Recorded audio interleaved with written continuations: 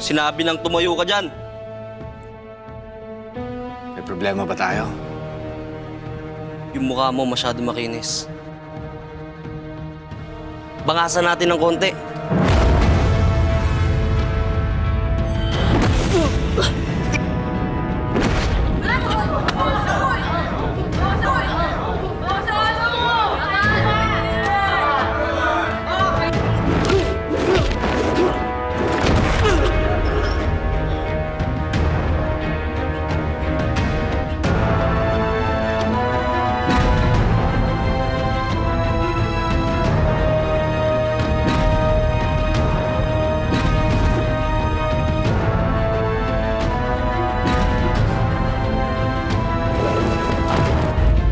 Sige.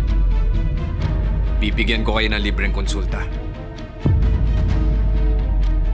Alam nyo ba, merong 27 buto sa mga kamay natin. At ang mga daliri naman natin, meron tayong tinatawag na phalanges. Kapag ito nasira, pwedeng hindi na ito bumalik sa dati. Sa nakaulo ka, tate. Banatan mo! Sabay mo na rin. Ang palad natin, meron tayong tinatawag na metacarpal bones. Ngayon, pag ito na-damage, posible na mawalan tayo ng kakayahan na humawak ng kahit anong bagay. Ngayon naman, dito sa pulso, meron tayong carpal bones. Napaka-komplikado ng mga nakadikit dito na tissues.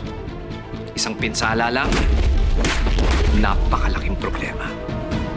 Kaya alam nyo sa boxing, importante na binabalot ang mga kamay. Ginagamit ang gloves, hindi para proteksyonan ng mga kaaway, pero para proteksyonan ng mga kamay sa mga malalakas na suntok. Para walang damage. Ngayon, sabihin nyo sa akin, sino susunod sa inyo?